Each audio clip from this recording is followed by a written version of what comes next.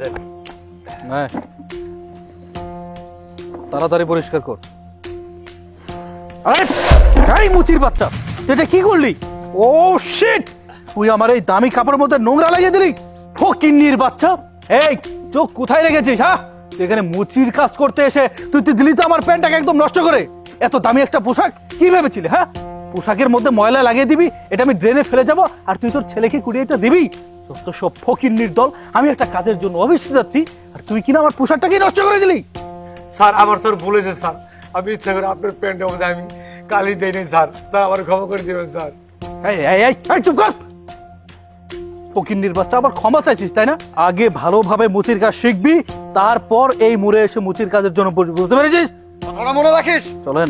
Sir sir sir আমার sir টাকাটা দিয়ে যান, আমি গরিব মানুষ। কি? এ কি রে, কে আমার কাছে টাকা চাইছে? হে মুচির বাচ্চা, তোর এত বড় সাহস! তুই একে তো আমার কাপড়টাকে নোংরা করে দিয়েছিস, আবার তুই এর জন্য টাকাও চাইছিস। তারা তোকে আজকে হট!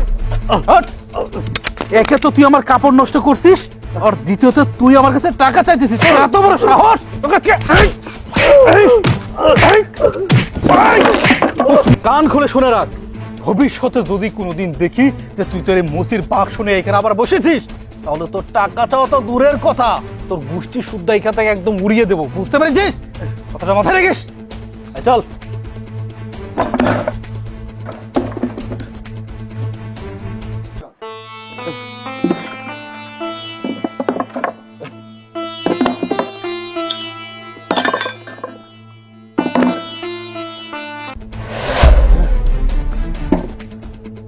আরে মোবাইল, মোবাইলটা বোধহয় ওই সারে করে এক কাম করি, যা সারের মোবাইলটা দিয়ে আইগে। তারা এই কাজটা কমপ্লিট করতে হবে। স্যার গো, টাকাটা ও স্যার স্যার স্যার একটা কথা শুনেন স্যার। শিট! ফকিন্নির বাচ্চা, তোর এত বড় সাহস! তুই আমার এই দামি ব্লেজারে হাত লাগিয়েছিস। মুচির বাচ্চার কত বড় সাহস! সামান্য কিছু টাকার জন্য ও আমাদের পিছু পিছু এসেছে। তোকে তো আজকে ছাড়বো না। এই, এই ফকিন্নি! স্যার বহুত কিছু করছেন, ভাবছিলেন আপনি আপনার 20টা টাকা নিয়ে আর নাকি আমি তোর উপরে আইসি? না, আমরা গরিব হইতে পারি কিন্তু ভিখারি না। দেখেন তো আপনার পকেটে মোবাইল আছে, দেখেন। মোবাইল? এই, আমার মোবাইল আমার কাছে থাকবে না কি তোর কাছে থাকবে? আমার মোবাইল তো আমার কাছে আছে। এ কি রে? এই, আমার ফোন তো খুঁজে পাচ্ছি না, আমার ফোন কোথায়? আমারটা তো আছে। স্যার দেখেন তো, এই মোবাইলটা আপনার না? আরে হ্যাঁ হ্যাঁ, এইটাই তো আমার ফোন। আরে দাও দেখি ফোনটা তো।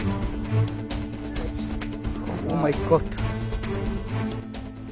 স্যার বলে আপনার প্যান্টে কালি পড়ছিল, আপনার কাছে ক্ষমা চাইছিলাম, তবু আপনি মানেন নাই, আমারও মারধর করছেন। স্যার মারধর করার পরে আপনার প্যান্ট থেকে মোবাইলটা পড়ে গেছিল, আমি বাক্স তোলার পরে দেখেছি একটা মোবাইল, পরে ভাবলাম এই মোবাইলটা বোধহয় সারে করে হবো, তাই তাই স্যার এই মোবাইলটা আপনার কাছে আমি দিতে আইছিলাম, তবু আপনি আবার থাপড়া মারলেন। ভাবছেন আমি ভিখারি, আমি 20 টাকার ভিখারি না স্যার। স্যার আমি বুঝি হইতে পারি, আমি মানুষ, আমি গরিব হইতে পারি, আমি মানুষ। আপনার বাবার বয়সের লোকটা আপনি ভেবে মারতে পারলেন? আপনি শিক্ষিত লোক, আপনার কোনো বিবেক নাই, আপনি কি করে আমার সামান্য ভুলের জন্য এত মারধর করলেন? তবে স্যার একটা কথা মনে রাখবেন, কোনো কাজের ছোট ভাবেন না, তাহলে আপনি অপমান হবেন, অপমান হবেন। বুঝতে পারছি, দাঁড়ান। সত্যি তো আমি অপরাধ করছি।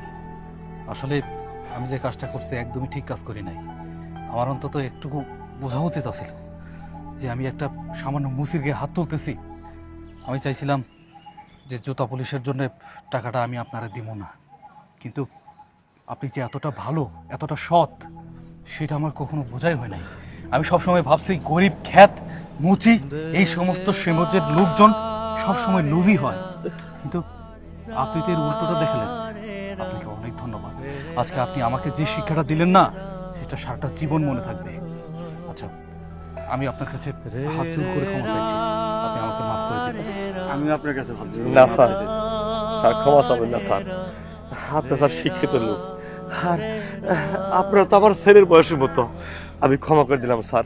আচ্ছা, আসসালামু আলাইকুম। দাঁড়ান দাঁড়ান, এই যে আপনার জুতা পুলিশের টাকাটা। যাই স্যার।